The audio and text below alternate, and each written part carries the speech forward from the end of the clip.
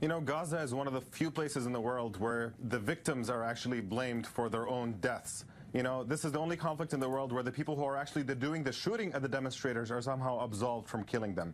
But frankly, the people in Gaza have been besieged for far too long. They're living in squalid conditions. More than 90% of the water in Gaza is undrinkable, and that situation is simply unjust, and people acting out against it after Israel has made it clear that it has no intention of ever giving them freedom. The fact that they're protesting to break out of that open-air prison is perfectly legitimate, and if you look at the reports from human rights organizations, they are absolutely outraged by Israel's behavior, which is opening fire on unarmed demonstrators and killing so many so far. Just the numbers are absolutely horrific. We heard Jared Kushner saying that this step will actually help move the peace process forward, or move toward a peace process. I'd like to get your response to that.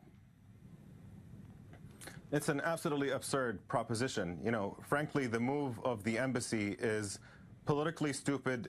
When it comes to international law, it's unlawful, and it's also morally indefensible, and it's definitely moving us farther away from the prospect of peace.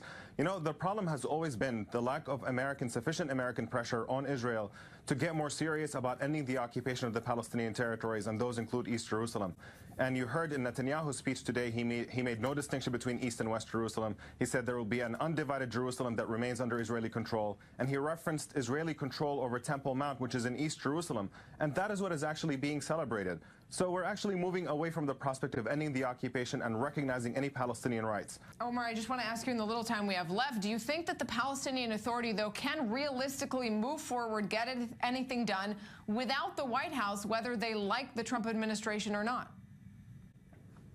They have to move forward without the White House. The White House has proved that it's not interested in playing the role of an honest broker. And frankly, any additional reliance on the United States is going to lead to nothing but more disappointment. I think it's time to internationalize this issue, to go to the United Nations, to the International Court of Justice, to the International Criminal Court, and try to find some accountability for Israel's behavior that does not depend on the United States.